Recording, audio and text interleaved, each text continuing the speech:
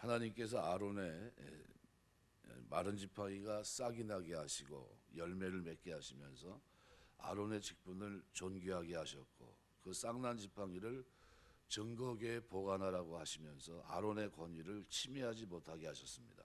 그러니까 아론은, 그의 지파 사람들은 성막을 중심으로 해서 각종 제사, 봉사의 사명을 감당하게 되는데, 아론은 교회 머리이시고 대제사장이신 예수 그리스도를 예표합니다. 그래서 그런 의미로 본다면 성경에 기록되어 있는 히브리서나 예배소서의 말씀들을 보시면, 예배소 1장 22절에도 만물을 그 발 아래 복종하게 하시고 그를 만물 위에 교회 머리로 삼으셨느니라, 이렇게 얘기하고 있고요. 히브리서 6장 20절에 보시면 그리로 앞서가신 예수께서 멜기세덱의 반차를 따라 영원히 대제사장이 되어 우리를 위하여 들어가셨느니라, 이렇게 얘기합니다.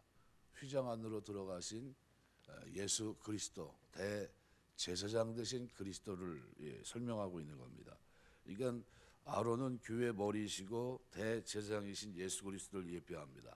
그래서 아론의 지도하에 성막 봉사를 하는 모든 레위인들은 그리스도의 몸된 교회 내에서 봉사하는 성도들을 예표합니다. 그래서 7절 읽은 말씀에 이렇게 표현합니다. 너와 내 아들들은 제단과 휘장 안의 모든 일에 대하여 제사장의 직분을 지켜 섬기라. 내가 제사장의 직분을 너에게 선물로 주었은즉 거기 가까이 하는 외인은 죽임을 당할지니라, 이렇게 얘기합니다. 그러니까 아론에게 주어진 직분이 선물이다라는 거예요. 그러니까 오늘날 교회에서 봉사하는 교회의 모든 직책, 하나님께서 은혜로 주신 선물이라는 사실을 우리가 잊지 말아야 됩니다. 그래서 이 은혜로 주신 선물을 가지고 교만해서도 안 되고 보잘것없는 직임이라고 부끄러워하고 피해서도 안 된다는 거예요. 그러니까 직분, 이 직분을 하나님이 우리에게 주신 겁니다. 그래서 맡은 자에 구할 것은 하나님의 섭리로 주셨다 생각하고 성실하게 충성해야 됩니다. 어떤 명목으로든 하나님을 위해 교회에서 일하게 된 것은 축복입니다. 왜요? 일하고 싶어도 일할 수 없습니다. 아론의 쌍난 지팡이가 아니었다면 레위 지파는 감히 상상하지도 못했던 일을 하게 된 겁니다. 그래서 직분은 하나님이 주신 겁니다. 제사장직은 인간의 의지와 무관하게 하나님이 친히 주셨습니다. 내가 제사장 직분을 선물로 주었다. 이 직분은 신적 권위와 영광을 지닙니다. 그러니까 하나님의 위험 없이 이 직책을 수행한다는 것은 하나님의 권위에 대한 침해입니다. 내가 세우지 않았는데 누가 한다고 그러면 그건 막아야 되겠죠. 사무엘상 13장 8절에서 14절 보면 사울 왕이 그 직분이 없는데 자기가 합니다. 부득이해서 전쟁을 해야 되는데 번제를 드려야 되는데, 그런데 기다렸어야 되는데 기다리지 않습니다. 결국 어떻게 됩니까? 자기가 번제를 드리고 그것 때문에 책망을 받고 그 일 때문에 왕권을 잃어버립니다. 그래서 선물이라고 하는 기프트라는 영어 이 단어는 일방적인 것, 거저 주는 것이고 받을 수 없는 자가 받는 것을 말합니다. 그러니까 우리가 하나님 앞에 나가서 예배드리고 기도할 수 있다고 하는 면에서 우리는 뭡니까? 제사장이에요. 하나님 앞에 나갈 수 있게 됐다는 겁니다. 은혜의 보좌 앞에 담대히 나갈 수 있다는 겁니다. 우리의 신분에 대해서 우리가 좀 자신감을 좀 가져야 됩니다. 그래서 성경 가운데 예배소서는 굉장히 우리의 위치에 대해서 잘 설명해 줍니다. 특별히 예배소 2장 보시면요, 1절부터 10절까지 그는 허물로 죄를 죽었던 너희를 살리셨도다. 그때 너희는 그 가운데 행하며 이 세상 풍조를 따르고 공중의 권세 잡은 자를 따랐으니 곧 지금 불순종의 아들들 가운데 역사하는 영이라. 전에는 우리가 다 그 가운데 우리 육체 욕심을 따라 지내며 육체와 마음이 원하는 것을 하여 다른 이들과 같이 본질상 진노의 자녀이었더니 긍휼이 풍성하신 하나님이 우리를 사랑하신 그 큰 사랑을 인하여 허물로 죽은 우리를 그리스도와 함께 살리셨고 너희는 은혜로 구원을 받은 것이라. 또 함께 일으키사 그리스도 예수 안에서 함께 하늘에 앉으시니 이는 그리스도 예수 안에서 우리에게 자비하심으로써 그 은혜의 지극히 풍성함을 오는 여러 세대에 나타내려 하심이라. 너희는 그 은혜에 의하여 믿음으로 말미암아 구원을 받았으니 이것이 너희에게서 난 것이 아니요 하나님의 선물이라. 행위에서 난 것이 아닌 이는 누구든지 자랑하지 못하게 함이라. 우리는 그가 만드신 바라 그리스도 예수 안에 선한 일을 위해 지으심을 받은 자니 이 일은 하나님이 전에 예비하사 우리로 그 가운데 행하게 하려 하심이라 그랬습니다. 우리가 은혜의 직분이에요. 그러니까 우리가 은혜로 이렇게 된 겁니다. 그래서 우리가 하나님의 자녀가 되고 직분을 얻어 교회를 섬기게 된 것은 하나님의 은혜의 선물입니다. 그래서 만약 아론을 제사장 후보로 내세우고 투표하라고 했으면 투표가 됐을까요? 안 됐을까요?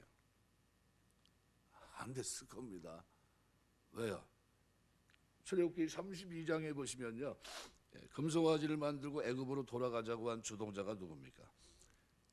아론이에요. 그러니까 자격이 됩니까? 안 됩니까? 하나님 섬기는 사람이 금송아지 만들어서 애굽으로 돌아가자 했던 사람인데 죽어 마땅한 사람입니다. 죽었어야 되는 거예요. 심판받아서. 또 모세를 비방하고 미리암과 합세해서 모세를 시기한 사람입니다. 누가요? 아론이. 그럼 그 사람 자격이 있습니까? 없습니까? 자격이 없죠. 나이가 83세가 넘은 사람입니다. 일하기에 힘이 없지 않겠습니까? 그런데 하나님은 아론에게 선물로 직분을 주신 거예요. 뭐 하라고요? 충성하라고. 그러니까 우리 직분은 하나님이 주신 은혜의 선물입니다.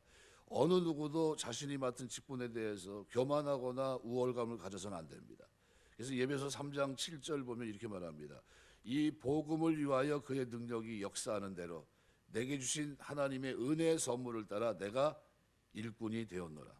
바울은 하나님 앞에 은혜로 된 일꾼이 되었다는 사실에 감격했습니다. 여러분 신앙생활하면서 하나님의 일꾼됨에 대해서 여러분 감격하시길 주의 이름으로 축원합니다. 왜냐하면 이것이 얼마나 크냐면요, 핍박을 받고 죽는다 해도 감사할 수 있는 이유가 어디 있습니까? 내가 하나님의 일꾼으로 섬기다가 죽었다는 거예요. 하나님 부름 받은 거죠. 이게 일꾼이라는 거는 쉽게 이해하면요, 배너 보면 배너 영화를 보시면요, 배 밑창에서 노를 짓는 사람들입니다. 무슨 소리에 노를 짓고 있습니까? 착고를 차고 일사불란하게 북소리에 맞춰서 움직이는 사람, 그 사람을 뭐라고 얘기합니까? 그 사람이 일꾼이에요. 그 사람이. 자, 그럼 가만히 생각해 보세요. 착고가 채워져 있고 북소리에 맞춰서 일사불란하게 그게 뭐예요? 노를 젓고 있습니다. 배가 무너지면 같이 죽는 겁니다. 그 일꾼은요, 목숨 걸고 그 일을 하고 있는 겁니다. 그냥 대충 하는 게 아니에요. 그것이 배의 전부입니다. 전부. 그러니까 지휘관에 따라서 노를 젓는 사람이 일꾼이에요. 그러니까 바울은 자신이 하나님의 은혜의 선물로 일꾼 되었다는 거예요. 주님의 교회를 그저 비방하고 믿는 사람들을 핍박했던 자기가 이제는 주님의 교회를 섬기는 직분을, 은혜의 직분, 은혜에 따라 주어진 이 직분을 얻었다는 거예요. 그러니까 그것만 생각해도 감사해요. 이게 하나님 은혜입니다. 이런 자세를 가진 바울이 그 직분자의 자세를 가지고 일평생 하나님을 섬겼던 겁니다. 우리가 교회에서 봉사할 때 칭찬과 인정을 사람들로부터의 어떤 인정 뭐 이런 것들을 기대할 때가 참 많은데, 근데 그런 자세로 일하면 시험 듭니다. 왜 목사님은 저 사람의 판 좀 이렇게 하는 것 같아? 뭐 이렇게 볼 수가 있어요. 다 똑같은 일꾼입니다. 바울이 감옥에 들어갔는데 매 맞고 온몸에 착고가 채워 있고 음습한 지하 동굴에서 미래가 없는 그 삶을 살아갑니다. 그런데 그 속에서 바울이 찬송합니다. 뭐 때문에 찬송할 수 있을까요? 환경이 좋아서요? 그게 아니잖아요. 환경은 지극히 나쁩니다. 그죠? 미래도 없고요. 뭐 때문에 그렇게 했습니까? 주의 일하다가 어려움을 만났는데, 근데 그게 자기가 일꾼으로서 가는 길 속에서의 일이었기 때문이에요. 일꾼으로 부른 부름입니다. 우리가 주의 일하다가 어려운 일 만나면 찬송이 없어요. 뭐 때문에 그럴까요? 직분의 교만, 내가 이 정도 했는데 하나님 왜 나에게 이러시지, 뭐 이런 거죠. 근데 오늘 나의 나 된 것은 하나님의 은혜입니다. 모든 것을 은혜의 선물로 생각하면 감사해야 돼요. 그래서 바울은 이 모든 환경을 은혜의 기회로 삼았던 겁니다. 은혜의 기회. 봉사하다 보면 어려움도 있고 오해도 받고, 그죠? 어떤 때는 상처가 되죠. 근데 이것을 은혜의 기회로 삼아야 돼요. 은혜의 기회. 고난도 있고 아픔도 있고 시련도 있고 이것을 특권으로 생각해야 된다는 거죠. 나는 주님의 고난에 참여하게 되었다. 고난을 영광으로 생각하며 그 은혜의 직분을 감당하는 일꾼된 사실에 감사하는 이 사람이 일꾼이에요. 이 사람이 일꾼. 그냥 일희일비하면서 좋을 때는 괜찮지만 조금 기분만 나쁘면 뭐 그냥 다 그냥 뭐 이렇게 안 좋게 얘기하고 그런 거 아니에요. 일꾼은 입을 꽉 다무는 게 일꾼입니다. 하나님 영광 받으시면 됩니다. 그런 거예요. 그러니까 어디까지나 하나님의 은혜이고 끝까지 우리는 은혜 속에서 직분자입니다. 그래서 우리가 살아가는 모든 일꾼의 삶은 100%가 하나님의 은혜입니다. 내가 수고한 것도 하나님의 은혜고 내가 남들보다 더 많이 수고한 것도 나와 함께한 하나님의 은혜예요. 모든 것이 하나님부터 온 겁니다. 이 오직 은혜, 이것이 일꾼이 가져야 될 기본 자세예요. 우리 섬기면서 하나님 이 은혜 부응하는 여러분 되시길 주의 이름으로 축원합니다. 그러니까 다른 거 놓고 기도하지 마시고요. 진짜 기도할 게 뭐냐면요.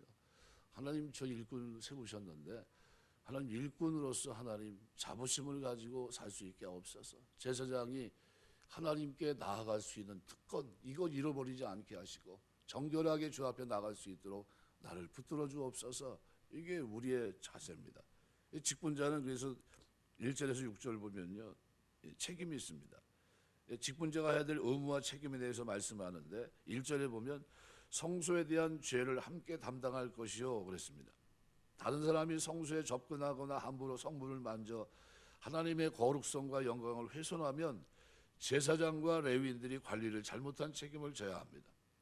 1년에 한 번 대속죄일에 아론의 온 가족이 속죄를 드려야 하는 이유도 죄를 정결케 하기 위함입니다. 레위기 16장 5절 6절. 그러니까 오늘 2절 말씀에서도 너와 내 아들들은 증거의 장막 앞에 있을 것이라. 또 3절 읽은 말씀에서도 그러니까 이 말씀, 이 모든 말씀은 하나님께서 선물로 주신 직분에 대해서 사람이 반드시 지켜야 될 의무에 관한 겁니다. 만약에 우리가 맡은 직분에 대해서 소홀히 안 되거나 태만으로 문제가 발생하면 책임은 누가 져야 됩니까? 직분자의 책임입니다. 그래서 직분자는 성소에 대한 죄를 담당하라고 말씀했습니다. 교회 안에 일어나는 일에 대해서는 자신의 과실이 아니더라도 잘못을 책임지라는 겁니다. 이것이 직분자의 분깃이에요. 그래서 교회가 어려움 또 시련에 빠집니다. 누구 책임입니까? 제사장 책임이에요. 레위 지파 바로 너희의 책임이라고 말씀합니다. 이 그런 의미로 본다면 참 의미가 있습니다. 골로새서 말씀에 보시면은 3장에 골로새 3장 12절에서부터 15절 말씀에 보시면요 이렇게 표현합니다. 그러므로 너희는 하나님의 택하사 거룩하고 사랑받는 자처럼 긍휼과 자비와 겸손과 온유와 오래 참을 옷 입고 누가 누구에게 불만이 있거든 서로 용납하고 피차 용서하되 주께서 너희를 용서하신 것 같이 너희도 그리하고 이 모든 것 위에 사랑을 더하라. 이는 온전하게 매는 뜻이라. 그리스도의 평강이 너희 마음을 주장하게 하라. 너희는 평강을 위하여 한 몸으로 부르심을 받았나니 너희는 또한 감사하는 자가 되라. 이렇게 얘기합니다. 이것은 제사장이고 레위인된 우리에게 이렇게 말씀하는 겁니다. 이 부르심 받은 자들의 의무와 책임에 대해서 말씀하고 있는 겁니다. 그래서 고린도전서 4장 1절 2절은 바울은 이렇게 말합니다. 사람이 마땅히 우리를 그리스도의 일꾼이요 하나님의 비밀을 맡은 자로 여길지니라. 그리고 맡은 자들에게 구할 것은 충성이니라 그랬어요. 그러니까 우리가 마땅히 우리를 뭐래요? 은혜로 주어진 일꾼으로 알아야 된다는 거예요. 그러니까 우리는 일꾼이고 동시에 하나님의 비밀을 맡은 자입니다. 그러니까 맡은 자라고 하는 것은 청지기를 뜻합니다. 청지기는 주인의 뜻을 따라 행하는 거예요. 내 뜻대로 사는 게 아닙니다. 일꾼은 누구의 뜻이에요? 주인의 뜻이에요. 주인의 뜻. 그러니까 하나님의 비밀을 맡은 자라고 했는데 하나님의 비밀이 뭡니까? 골로새 1장 27절 보면 이 비밀은 너희 안에 계신 그리스도니 곧 영광의 소망이다 그랬어요. 우리는 예수 그리스도 곧 복음을 전하고 성도를 온전케 하고 봉사의 일을 하며 주님의 몸된 교회를 세워나가는 이 일을 위해서 부름받은 겁니다. 예배서 4장 12절. 우리에게 하나님 요구하는 것은 뭡니까? 일꾼에게 요구하는 것은 충성입니다. 그래서 바울은 충성하라고 말씀하시고 사람의 판단에 대해 신경 쓰지 말라고 말합니다. 나도 나를 판단치 아니하노니 다만 나를 판단하실 이는 주시니라. 고린도서 4장 3절 4절. 절대로 다른 사람 판단하지 않게 되시길 주의 이름으로 축원합니다. 판단하는 거 아니에요. 나도 나를 판단하지 않는다는 거예요. 언젠가 하나님이 나를 달아보실 겁니다. 면류관을 쓸 수 있는지 쓰지 못할지. 그때까지는 뭐예요? 일꾼으로 충성하는 겁니다. 누가 잘했다 해도 칭찬해도 자만하지 말고, 누가 무슨 일을 그렇게 하냐 상심한 말을 들어도 괴로워하지 말고 사람 의식하지 말라는 겁니다. 나는 내 스스로 잘했다 못했다 판단하지 말아야 돼요. 판단하시는 분은 주님입니다. 주님이 의롭다 하시고 주님이 칭찬해 주실 때까지 우리는 일꾼으로서 참고 묵묵하게 어떻게 해요? 충성해야 됩니다. 그래서 초대 교부 가운데 디그나시우스라는 사람의 기도문을 보면 이렇게 기도합니다. 우리에게 참된 관대함과 고귀함을 가르쳐 주옵소서. 상처 입은 일에 구애됨 없이 진리 위에 싸울 수 있는 용기를 주옵소서. 휴식을 구하지 아니하고 일하는 것 가르쳐 주옵소서. 대가를 구하지 아니하고 충성하는 것 가르쳐 주옵소서. 대가를 구하는 마음이 너무 앞서 있기에 주의 일을 피곤함을 느낄 때가 있습니다. 주님, 희생의 법을 가르쳐 주옵소서. 초대교회를 끌어갔던 교부 가운데 한 사람인 디그나시우스라는 사람의 기도문입니다. 시간이 돼서 말씀 맺겠습니다. 하나님이 우리를 일꾼으로 부르셨다는 이 사실에 우리가 감사하셔야 돼요. 감히 내가 하나님의 일꾼이 되었구나. 맡은 자에 구할 것은 뭡니까? 충성이에요. 그냥 배 밑에서 일하는 게 얼마나 어렵습니까? 환경이 좋아요? 제일 안 좋은 조건입니다. 거기서 북소리에 맞춰서 움직입니다. 내 의지가 아니라요. 북소리에 맞춰서 전체가 배가 나가지고 가자 하면 가고요. 쓰라 하면 쓰는, 전혀 내 뜻대로 안 되는 그 뜻에 맞춰 움직이는 그 일이 교회에서 하나님을 섬기는 그리스도의 복음 안에서의 일꾼입니다. 직분 주신 것에 대해 감사하고 직분자에겐 책임이 있다는 사실을 꼭 기억하면서 최선을 다해 충성할 수 있는 이 충성이 저와 여러분의 믿음 생활 속에 꼭 있게 되시길 주의 이름으로 축원합니다. 기도하겠습니다.